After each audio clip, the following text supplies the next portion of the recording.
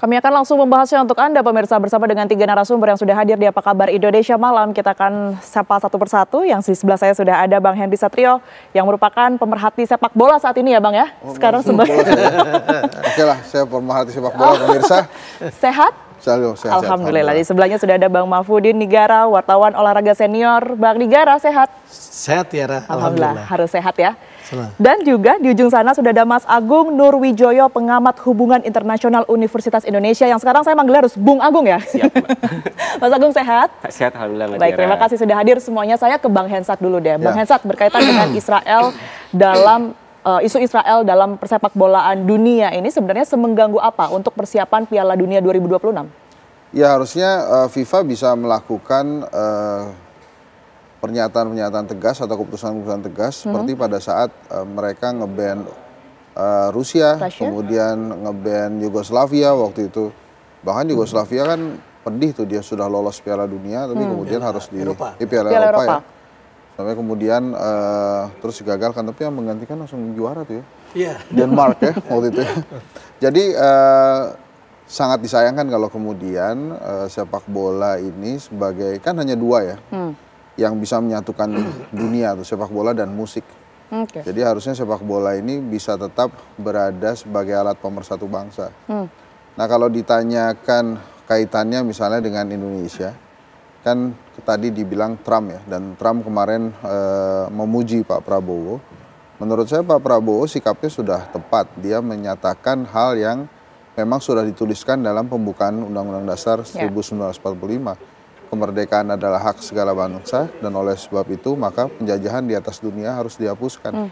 Kan itu clear ya. Kalau kemudian FIFA mengacu kepada pembukaan Undang-Undang Dasar kita walaupun nggak wajib juga, mereka bisa dengan tegas melakukan hal yang seperti Pak Prabowo sampaikan kemarin. Jadi artinya selama Anda masih menjajah negara lain atau mengganggu kedaulatan negara lain, nggak usah ikut-ikut sepak bola dulu deh.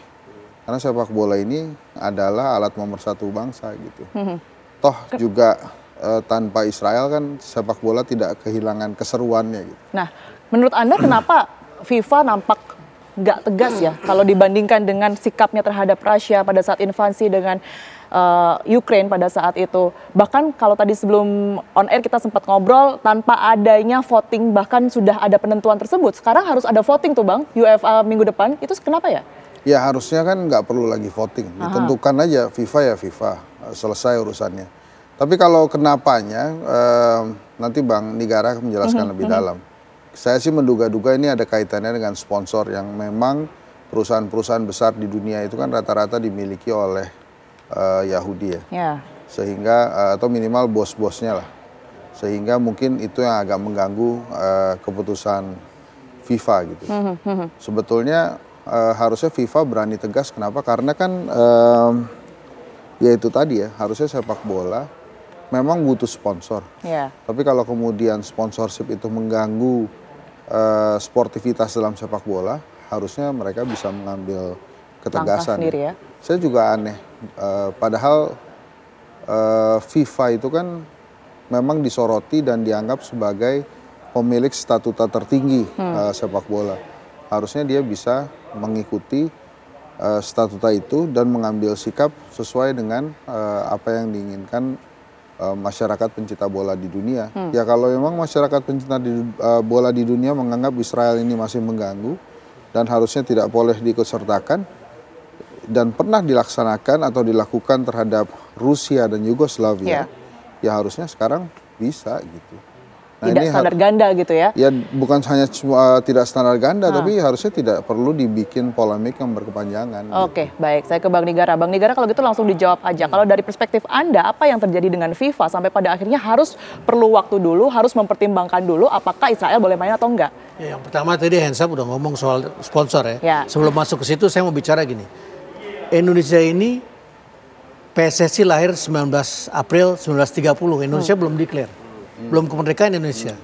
FIFA mengundang Indonesia tahun 1938, mengundang PSSI 1938. Bayangkan, FIFA anti penjajahan. Pada saat itu mengundang Indonesia secara khusus.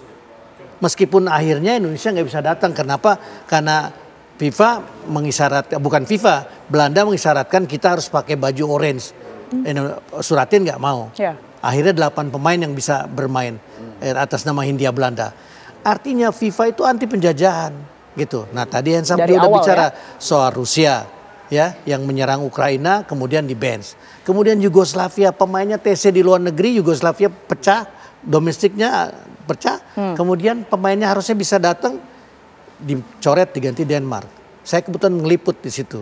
Ya, juaranya memang Denmark memang luar biasa gitu. Ya. Jadi artinya FIFA ini menjadi punya dasar dulu melakukan hal itu gitu. Dia berbuat semaunya terhadap Rusia, dia berbuat semaunya UEFA berbuat semaunya terhadap Yugoslavia, dan Indonesia pernah diundang sebagai negara yang dijajah. Artinya FIFA punya dasar untuk melakukan hal itu sekarang gitu. Nah, saya punya harapan. Infantino ini presiden FIFA yang berbeda dari presiden-presiden FIFA sebelumnya, yang arogan, yang tadi dibilang organisasi terbesar dengan anggota 211 sementara PBB cuma 193 gitu. Ini menjadi sesuatu yang besar. Harapan kita Infantino mau melakukan sesuatu. Kita tunggu itu. Meskipun tentu saja tadi Hensap bicara soal sponsor. Dari 16 sponsor yang sudah taken kontrak dengan panitia Piala Dunia, ya 9 diantaranya patut diduga dimiliki oleh mereka yang punya afiliasi pada Yahudi. Memang tidak semua Yahudi anti dengan Palestina, ya kan di negaranya juga terjadi gejolak yang luar biasa, minta Netanyahu untuk berhenti melakukan sesuatu karena mereka pun mengalami yang luar biasa ketika diserang oleh Iran. Dan ini sesuatu yang faktual yang harus kita berharap ini bisa terjadi gitu. Tapi dengan adanya statement Trump yang terang-terangan untuk mendukung Israel itu dampaknya apa, Bang? Ya pasti dampaknya karena FIFA takut nggak, UEFA takut nggak. Kan tadi minggu depan UEFA mau voting untuk hal ini. Pada saat Rusia dia esko aja cukup rapat selesai, Rusia di bench. Yugoslavia di bench selesai gitu. Kenapa sekarang mesti melakukan, meskipun saya yakin voting di Eropa pun sekarang pasti menang. Voting untuk membela Palestina, artinya mencoret Israel. Kita juga menunggu Norwegia yang tanggal 8 akan ketemu dengan Israel. Dia sudah menolak. Karena kenapa? Karena Palestina sudah merdeka, jadi dia menghargai itu. Meskipun leg pertama dia datang ke Tel Aviv dan dia menang 4-2. Jadi sesuatu yang menurut saya perubahan besar sudah terjadi. Tinggal kita berharap bahwa Infantino ini betul-betul memperlihatkan sebagai presiden FIFA yang lebih cair dari semua presiden FIFA sebelumnya. Menyontoh pada presiden FIFA tahun 1938. Itu yang kita harapkan. Saya ke Mas Agung. Mas Agung, kalau secara geopolitik gitu ya, dukungan Trump terhadap Israel ini apa sih sebenarnya yang ingin ditunjukkan Trump terhadap dunia? There's no prominent friends, there's no prominent enemies, there's only prominent interest ya, Mbak.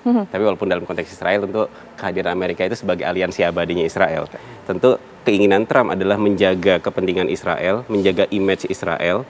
Apalagi kemudian perhelatan sepak bola ini kan perhelatan seluruh dunia ya, Mbak. Itu kan semua dunia itu melihat apa yang kemudian terjadi seperti itu. Dan ceritanya ini berlanjut. Kalau kemarin tidak selesai dalam isu sidang umum PBB, ternyata ada cerita selanjutnya yang kemudian bahwa sekarang solidaritas internasional sudah jauh lebih cair.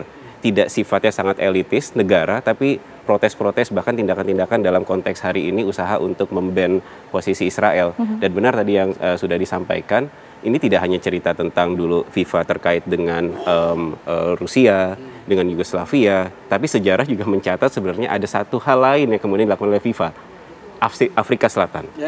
Embargo luar biasa embargo dunia terhadap politik apartheid, itu yang mendorong yang namanya Afrika Selatan ini dikeluarkan dari FIFA. Bahkan kalau kemudian saya mencari data-data seperti itu, 1961 dikeluarkan dari FIFA, 31 tahun. Baru tahun 92 ketika apartheid itu selesai, Afrika Selatan baru diizinkan untuk masuk. Bukan hanya perihal masalah keanggotaan Afrika Selatan di FIFA dalam konteks apartheid, tapi juga di Komite Olimpiade Internasional. Dia sempat dikeluarkan dari Olimpiade Tokyo sebelum akhirnya keanggotaannya dihapus tahun 1970 kalau nggak salah. Artinya ini kan wajah. Ini sepak bola, ini olahraga yang kemudian semuanya harus menyatukan, semua harus ada asas sportivitas. Bahkan dulu ada istilahnya, saya lupa secara detail, tapi setidaknya tidak ada olahraga yang normal dilakukan di society yang abnormal. Jadi ada semacam kampanye global waktu itu akhir mendorong tindakan ini harus berubah. Tapi setidaknya yang kemudian kita lihat hari ini adalah ada realignment, ada perubahan. Semua pihak baik di level negara maupun aktor non-negara, kalau kemudian mereka tidak setuju dengan apa yang dilakukan oleh Israel, mereka akan mengambil posisi masing-masing. Mereka akan mengambil perannya masing-masing, termasuk yang dunia nantikan hari ini adalah bagaimana kemudian FIFA bergerak. Nah, itu tadi pertanyaannya. Apakah kemudian nanti FIFA akan mengambil langkah dengan suara terbanyak yang kita sudah sama-sama tahu begitu ya, bahwa banyak yang kemudian tidak menginginkan Israel tampil di Piala Dunia, atau justru memang harus mendengar Amerika seperti di sidang PBB juga yang kemudian ini dengan mudahnya Amerika memveto? Itu pertanyaannya, tapi kita jeda terlebih dahulu. Semuanya Apa Kabar Indonesia Malam masih akan kembali untuk Anda sesaat lagi.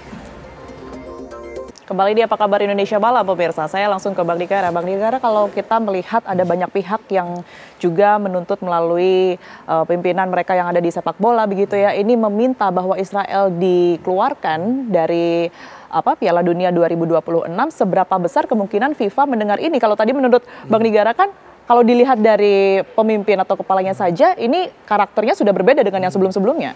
Ya, saya berharap itu yang terjadi ya. Karena banyak, kan tadi Mas Agung udah bilang udah lebih cair nih. Ya. Eropa udah lebih cair. Nah kan kedudukannya di Eropa nih. Kalau UEFA sendiri udah mengatakan voting lalu mencoret Israel dari grup I, selesai perkaranya. Karena nggak akan ada lagi Donald Trump bisa melakukan intervensi kepada FIFA, karena FIFA nggak bisa diintervensi oleh siapapun gitu. Nah akibatnya mungkin Donald Trump akan bilang kalau gitu nggak usah di Amerika. Oke, jadi ini yang membedakan ya, artinya kalau di sidang PBB Amerika bisa memveto, sementara kalau di voting UEFA nanti tidak akan bisa UEFA dan tangan. Di FIFA nggak ada veto tuh nggak ada. Gitu. Kalau anggota mengatakan B, A begitu. Nah itu bedanya dengan PBB. Di PBB Amerika meskipun 4 dari 5 pemegang veto sudah beralih pada Palestina, tapi Amerika tetap itu veto tetap jalan kan. Ya. Nah tetapi di FIFA nggak bisa, di UEFA nggak bisa. Begitu anggota member mengatakan coret Israel, selesai.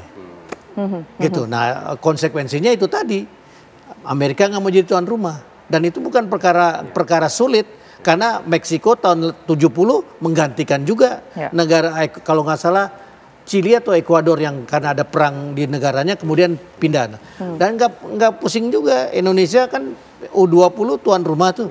Dalam waktu singkat pindah tuh. Ya ke Chili, kemudian kita ditunjuk lagi. Belum pernah terjadi itu. Di mana satu negara karena ada hak politik praktis yang ikut campur di dalamnya, karena Israel kita menolak, kemudian Indonesia dibatalkan tuan rumah U20, lalu 17 tahun kemudian dijadiin tuan rumah dan Indonesia jadi tuan rumah lagi, itu sesuatu yang lain. Itu yang menurut saya, harapan saya sangat besar kepada Infantino bahwa dia mau berubah dan dia mau melakukan mendengar orang yang lebih banyak daripada mendengar Donald Trump. Oke, Bang Hensat, kalau dilihat dari sisi supporter ataupun juga fans sepak bola gitu ya, sebenarnya seberapa besar mereka tertarik terhadap isu ketika sepak bola ini ditarik menjadi isu kekerasan ataupun juga genosida di Gaza? Artinya ketika FIFA nanti tidak sesuai yang kita harapkan, apakah fans sepak bola ini juga bisa turut menuntut begitu satu suara? Gini, dalam diskusi di organisasi saya kan ketua umum sepak bola Indonesia Juara. Nah teman-teman itu memang selalu memisahkan antara politik dengan sepak bola. Jadi para fans sepak bola ini yang inginnya sepak bola aja. Kalaupun harus ditambah ya digabungkannya dengan musik. Itulah kenapa kalau misalnya ada final Piala Champions itu ada konser musik tuh sebelum main. Karena memang ya itu tadi, hanya musik dan sepak bola yang bisa menyatukan dunia. Nah sepak bola harusnya dipegang di ranah itu. Kalau tadi kita bicara tentang, nah ini jangan-jangan gara-gara sponsor aja. Sebetulnya kalau tentang uang, tadi Mas Agung udah sampaikan, ada beberapa sponsor atau negara-negara yang mau membackup FIFA dalam rangka uang ini. Negara-negara Timur Tengah pastinya, ada Qatar dan lain-lain. Sehingga sebetulnya kalau tentang sponsor itu bisa diatasi dengan mudah. Kalau kemudian ini tentang soal gaya-gayaan yang misalnya Trump gitu ya, ya udah kalau nggak mau begini maka jangan Amerika Serikat akan mundur sebagai tuan rumah. Ya nggak apa-apa juga Meksiko dan Kanada tetap menjadi tuan rumah karena Meksiko sudah pernah sukses waktu tahun 86 menggelar Piala Dunia yang membuat juga. Itu dia yang membuat Maradona dan Argentina juara waktu itu. Jadi artinya sebetulnya ini tegas-tegasan aja. Nah, ini tergantung dari para anggota FIFA sebetulnya bagaimana melihatnya. Satu lagi yang perlu dihitung adalah di klasmen sementara grup yang ada Israelnya. Kalau kemudian Israel ini di-ban, siapa yang kira-kira diuntungkan? Karena kan di sana ada Italia ya, ada Italia, ada Norwegia. Nah, ini kalau memang kemudian Israel dicoret, ini akan menguntungkan negara lain atau tidak? Kayak yang tadi kan di UEFA, Yugoslavia dicoret, Brian Laudrup dan Michael Laudrup membuat Denmark mengagetkan waktu itu, mengguncang dan juara.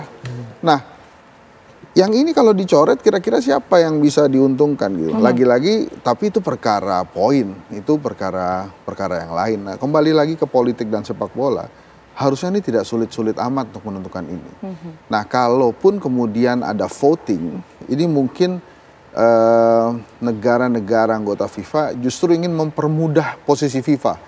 Ya udah kalau lo nggak bisa putusin, kita voting aja. Nah kalau lebih voting kan gitu akan kelihatan. Nah kalau voting akan kelihatan. Dan saya sih yakin kalau di voting, apalagi dengan perkembangan terakhir kemarin di PBB, banyak negara-negara Eropa, Inggris, Prancis, bahkan Kanada sendiri menolak Israel gitu ya. Sangat mungkin votingnya sudah bisa terlihat bahwa Israel akan dicoret dari perhelatan Piala Dunia nantinya.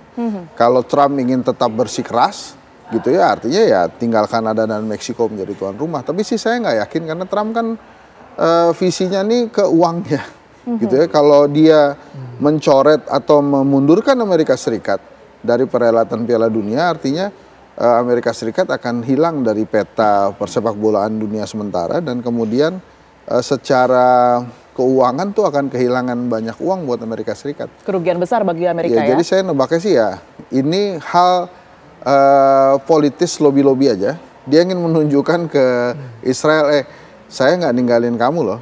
Saya berusaha nih sekuat mungkin. Tapi kan lo udah di voting lo kalah. Sorry bos. Gitu. Saya nggak bisa bantu banyak gitu ya. Nggak bisa bantu lagi gitu. Tapi minimal dia sejak awal menunjukkan bahwa posisinya dia tidak pernah meninggalkan Israel gitu. Tapi sih harusnya sih kalau, ya itu tadi sih kalau menurut saya voting ini justru mempermudah FIFA aja untuk membuat keputusan.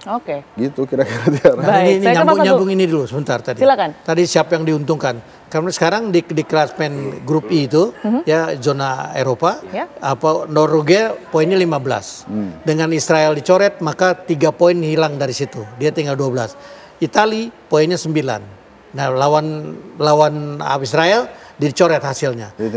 Jadi tinggal 6. Jadi nggak ada yang diuntungkan karena memang posisi Israel sini nomor 3 gitu, nggak ada masalah. Dari dua negara. Itu yang pertama. Yang kedua, harusnya Trump ini belajar pada Bill Clinton. Bill Clinton tahun 94 jelas tegas mengatakan sepak bola adalah ada tiga yang bisa menyihir dunia. Satu, perang. Perang itu semua orang memperhatikan perang. 2, sepak bola. Sepak bola tuh Amerika kaget sepak bola ini bisa menyihir dunia. Itu Bill Clinton yang ngomong 94. Tapi semua itu kalah dengan Muhammad Ali. Jadi Muhammad Ali sendiri menyihir dunia. Itu.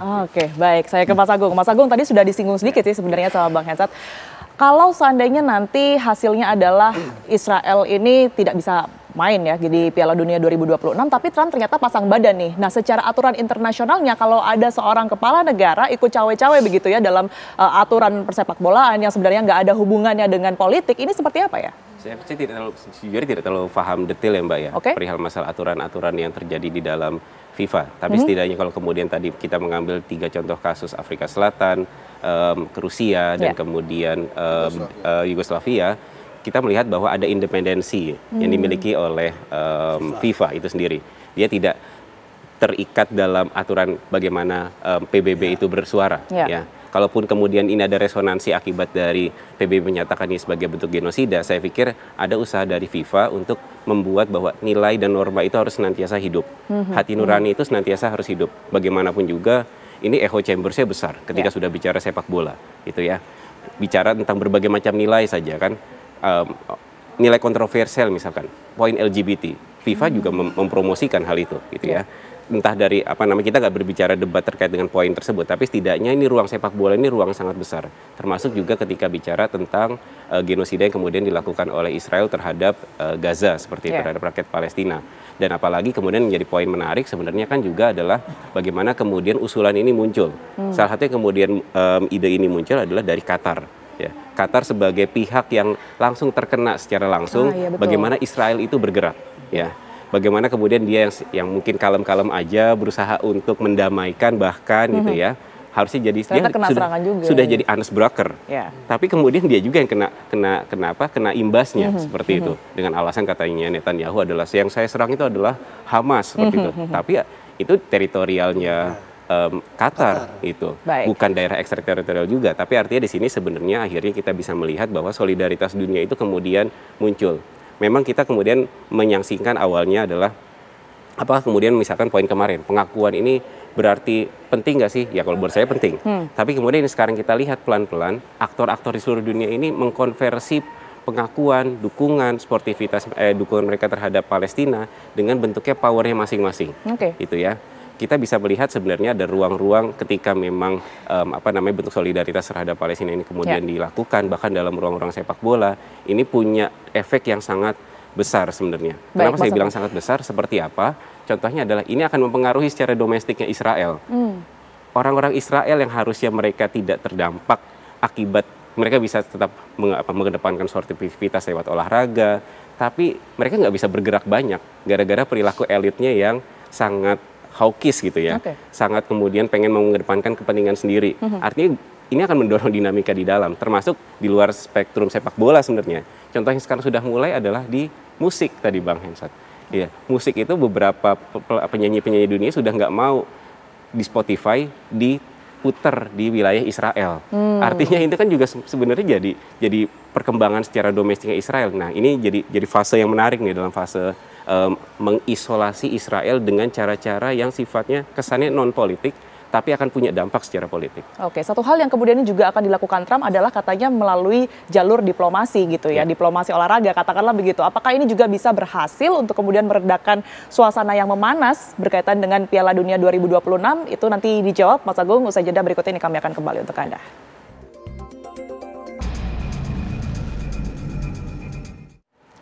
Kembali di Apa Kabar Indonesia Malam, pemirsa. Sebelum ke lainnya saya lanjut ke Mas Agung dulu. Kalau Trump ingin ada diplomasi, katakanlah sebagai diplomasi dalam bidang olahraga gitu ya, apakah ini juga berhasil meredakan konflik?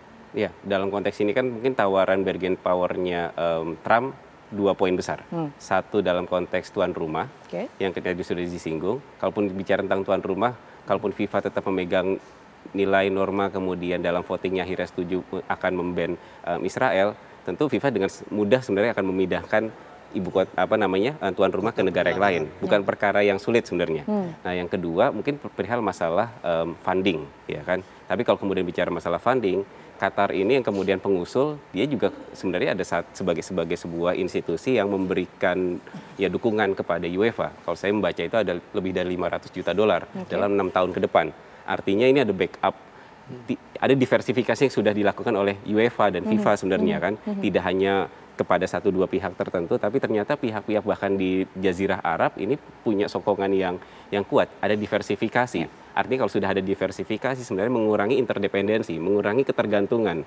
Kalau kemudian mungkin fundingnya memang besar dari Amerika Serikat, mungkin ada ketergantungan yang jauh lebih kuat. Tapi kalau kemudian sekarang dalam realitas demikian, saya pikir diversifikasi itu mengurangi ketergantungan atau beban terhadap beban politiknya seperti yang dilakukan oleh FIFA. Dan lagi-lagi kemudian saya pikir jalan ini kemudian terbuka lebar, dan yang kedua juga ruang untuk FIFA menegakkan nilai norma seperti hal yang dilakukan FIFA dalam konteks sejarah itu menjadi, kalau kemudian mungkin jadi catatan merah buat FIFA kalau kemudian akhirnya FIFA tetap mengizinkan Israel untuk tampil. Melihat tadi ya, berkaca dari sejarah Rusia, Yugoslavia, termasuk juga Afrika Selatan. Itu yang kemudian jadi catatan. Tanggapan Anda Bang Nigara, mungkin kalaupun ada diplomasi, apa yang akan dilakukan Trump ke depannya? Saya kira kalau bicara diplomasi selesai sudah. Kalah ya Amerika ya? Kalau anggota FIFA atau UEFA voting mengatakan coret Israel, selesai. Karena nggak ada lagi itu Donald Trump bisa masuk. Bahkan kalau Donald Trump tetap ngotot, bukan tidak mungkin Amerika dicoret sementara seperti Rusia saat ini masih dicoret sebagai anggota FIFA. Ini sesuatu yang dilematis gitu ya. Jadi saya kira FIFA Trump juga pasti akan diprotes oleh warganya karena Amerika tuh nggak jelek-jelek amat di sepak bola, terutama wanita ya. Wanita mereka juara dunia beberapa kali. Tapi kalau yang laki-laki nggak jelek-jelek amat juga gitu. Nah, jadi beberapa kali Piala Dunia, berkali-kali Piala Dunia Amerika ikut. Jadi sesuatu yang sangat disayangkan kalau Trump masih ngotot seperti itu gitu ya. Tapi saya kira ya tahu lah. Yang paling penting contoh lah, Indonesia tuh contoh yang paling konkret. Tahun 1938 kita diundang secara resmi oleh FIFA. Indonesia belum ada. Hanya saja FIFA melihat bahwa Indonesia ini dijajah. Jelas itu dijajah. Makanya diundang PSSI. Bahwa kemudian PSSI nggak bisa, ya sesuatu yang dimaklumi juga. Bahkan kalau saya nggak keliru ya mudah-mudahan saya nggak keliru. FIFA pun menyediakan tiket untuk tim PSSI waktu itu. Tapi karena nggak bisa keluar, ya itu persyaratan dari Gubernur Jenderal harus pakai orange dan bernama Hindia Belanda, ya nggak mau. Jadi saya kira itu contoh konkret FIFA melakukan hal itu, kenapa sekarang enggak gitu. Oke Bang, tapi kan ini kita berbicara segala kemungkinan ya, karena untuk votingnya sendiri masih dilakukan minggu depan gitu. Sekarang ini sudah ada beberapa negara yang kemudian ini mengancam dalam tanda kutip menarik ataupun juga mengundurkan diri dari Piala Dunia 2026 kalau Israel terlibat. Salah satunya adalah Spanyol. Betul. Anda sendiri membaca hal ini bagaimana dan juga kalaupun nanti ada beberapa negara yang kemudian ini juga turut mundur, pengaruhnya seperti apa? Berat, pengaruhnya kan berat. Karena leveling Piala Dunianya akan turun. Karena kalau Piala Dunia itu lebih dari 2-3 miliar orang nonton bola. Dan Indonesia nih termasuk yang paling tinggi penontonnya. Ya, kalau beliau ini ketua Asosiasi Perkumpulan Sepak Bola Indonesia Juara, itu tuh 180 juta atau 180 juta orang Indonesia nonton bola. Padahal penduduk Indonesia cuma 220 juta. 220 juta penonton bola. Makanya Indonesia saya nggak pernah takut FIFA nge-ban Indonesia. Kenapa? Rating FIFA ditentukan oleh Indonesia. Jumlah penonton kita. Di surga kita mau nonton bola kapan aja bisa, di mana aja bisa, setiap saat bisa. Di luar nggak bisa kita lakukan hal itu. Makanya sepak bola ini jadi sesuatu. Sekali lagi di Indonesia ini menjadi sepak bola adalah pemersatu bangsa. Boleh kemarin dukung Ganjar, dukung Anies, dukung Prabowo. Begitu tim nasional main, semua Indonesia Raya. Indonesia juara kan? Iya, cuma itu. Nggak ada lagi yang lain. Yang dipercaya oleh warga negara Indonesia ya sepak bola. Gitu kan nggak ada. Manchester United itu fansnya lebih banyak di Indonesia daripada di Manchester. Kurang apa? Gitu loh. Spanyol di sini pendukung Spanyol gila-gilaan jumlahnya. Oke, baik. Ini sesuatu yang mau apa lagi, ini fakta yang ada gitu, yang nggak bisa kita sanggah gitu. Baik, saya ke Bang Hensat. Bang Hensat, Anda sebagai supporter, sebagai pecinta dan pemerhati sepak bola, apa yang Anda harapkan Bang dengan adanya, kita harus terima kenyataan ya bahwa ternyata Piala Dunia 2026 ini juga isu ataupun juga permasalahan Israel dan juga Palestina ini ada di dalamnya begitu. Bagaimana kemudian ini jalannya Piala Dunia 2026 nanti yang Anda harapkan? Enggak, kalau 2026 kan ya kita sih pasti akan menantikan sepak bola seperti apa adanya. Masalah kan begini Tiara. Tadi kan dari tadi kita bahas tuh sebetulnya FIFA kan independen aja dalam memutuskan. Coret Rusia, UEFA coret Yugoslavia. Coret-coret aja gitu. Baru kali ini menurut saya ada sebuah ide untuk voting tuh didengerin FIFA gitu. Harusnya kan dia polos-polos aja. Nah itu tadi mungkin kaitannya dengan sponsor. Makanya FIFA gamang.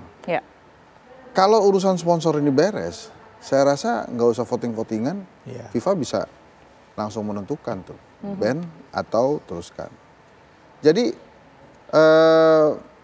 FIFA itu sebetulnya dia itu kalah besar dengan fans sepak bola itu sendiri gitu. Apakah kemudian kalau FIFA bubar, enggak mesti kayak gini. FIFA nggak ada nih. Sepak bola akan tetap dimainkan kan? Saya yakin akan tetap dimainkan. Yakin. Jadi artinya FIFA ini sebetulnya dalam pilihan yang tidak terlalu sulit. Karena penduduk dunia menginginkan FIFA mengikuti hal-hal yang sudah pernah dia putuskan, maka untuk urusan Israel ini sebetulnya mudah saya diputuskan. Nah, usulan voting yang dibawa oleh Qatar itu sebetulnya hanya mempermudah keputusan dia aja. Mempermudah menghadapi sponsor tadi ya Bang Negara. Iya, betul. Bos ini sorry, ini udah di voting, hasilnya begini. Ya kalau lo nggak mau terusin jadi sponsor ya nggak apa-apa. Pasti masih banyak lagi karena 3/4 penduduk dunia nonton sepak bola nanti pas Piala Dunia. Kalau nggak mau ya udah. Nanti tinggal yang tadi kan negara-negara Timur Tengah yang katanya siap untuk membackup FIFA, ya tinggal masuk jadi sponsor. Kalau menurut saya lebih tertarik bicara bagaimana kita nanti lolos Piala Dunia ketimbang kita mikirin Israel bakal dicoret apa enggak gitu. Kan kita cuma dapat jatah berapa persen, 8% penonton nanti.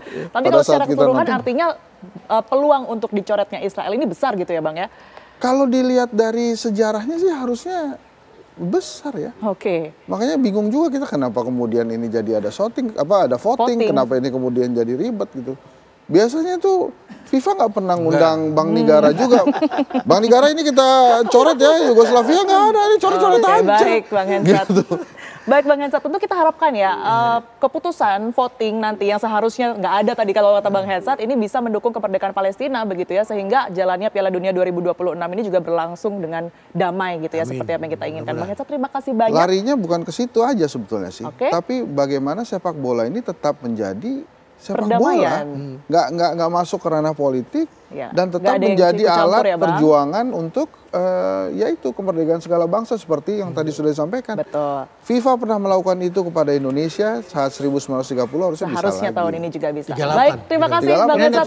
Satu lagi sebelum menutup. Singkat Bang Nigara. Iya, sangat singkat. Kalau soal sponsor nggak perlu takut. Tadi Qatar nyiapin uang.